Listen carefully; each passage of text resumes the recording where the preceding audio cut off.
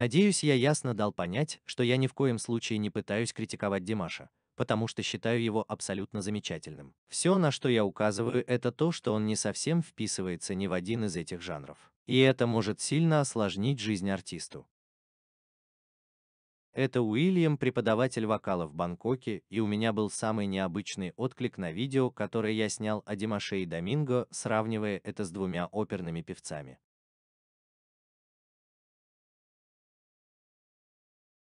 Йонасом Кауфманом и Дмитрием Хв. Причина, по которой я провел это сравнение, заключалась в том, чтобы показать разницу между очень традиционным подходом к исполнению оперы и, возможно, вы могли бы сказать, более модернистским способом исполнения этой старой песни.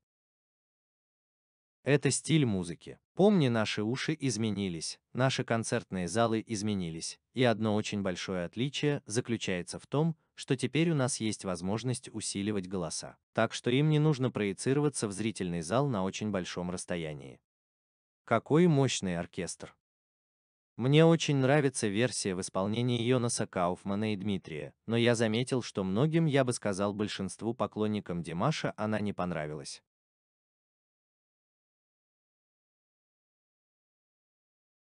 Для меня это просто потрясающе.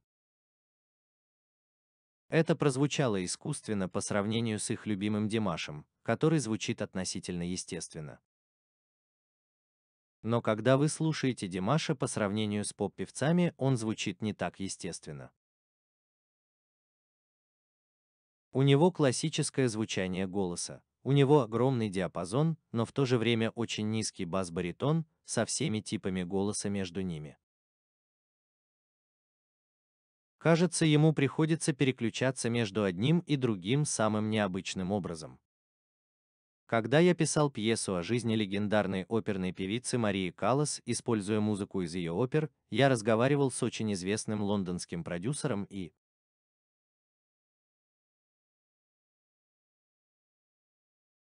он сказал мне, что если людям из оперы это не понравится, а людям из театра нет, тебе это не нравится, в итоге у тебя получится шоу, которое не подпадает ни под одну из этих категорий. Теперь ты понимаешь, о чем он говорил.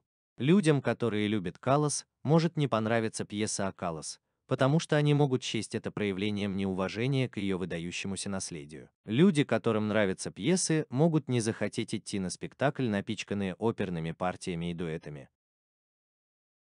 Так что эта замечательная идея для шоу может не найти зрителей. Я тут подумал о Димаш.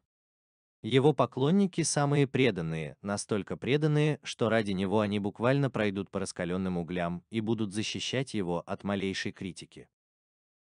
Но мне интересно, попадает ли Димаш между этими двумя инструментами. Он не классический. Классический мир не принял бы его как классика. Но он и не попсовый, потому что его голос очень натренированный и гораздо более насыщенный, чем у поп-певца. Он использует свой необыкновенный диапазон, отлично контролирует дыхание, обладает удивительной способностью петь то, что почти невозможно спеть. Он не поп-певец. Он не оперный певец. Он живет где-то в таком месте, которое очень трудно определить, и мне интересно, не является ли это одной из причин, почему его имя не пользуется широкой известностью во всем мире. Может быть, он не совсем вписывается в какую-то категорию, и это может сработать против него. Судя по твоему ответу на мою попытку объяснить разницу между традиционным оперным пением и этим видом неоклассического пения, я могу судить по твоему ответу, тебе это не нравится.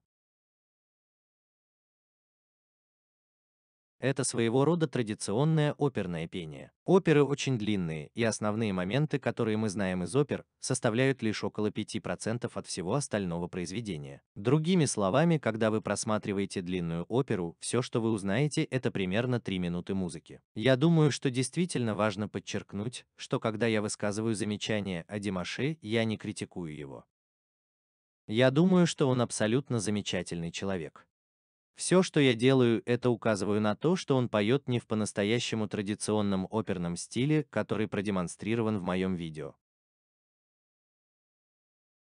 Большинство людей, похоже, чувствовали себя немного неуютно из-за этого стиля. Для них это звучит приторно, искусственно, может быть гнусаво. Это совсем не похоже на речь, потому что это не может быть настолько близко к разговорной речи. Это должно быть очень сильное усиление твоего тела. Весь этот резонанс, все эти полости должны создавать звук, который будет достаточно сильным и сфокусированным, чтобы разноситься в большом пространстве над оркестром без усиления. Это не так-то просто сделать, я тебе гарантирую. Это действительно сложно, и ты испытываешь ужас на этой сцене, потому что там ничего нет. Здесь нет звукорежиссера, который мог бы дать тебе немного больше. Ты сам по себе и борешься за выживание. Надеюсь, я ясно дал понять, что никоим образом не пытаюсь критиковать Димаша, потому что считаю его абсолютно замечательным. Я просто указываю на то, что он не совсем вписывается ни в один из этих жанров, и это может сильно осложнить жизнь артисту. Это Уильям, тренер Bangkok Voice. Спасибо за просмотр и до скорой встречи.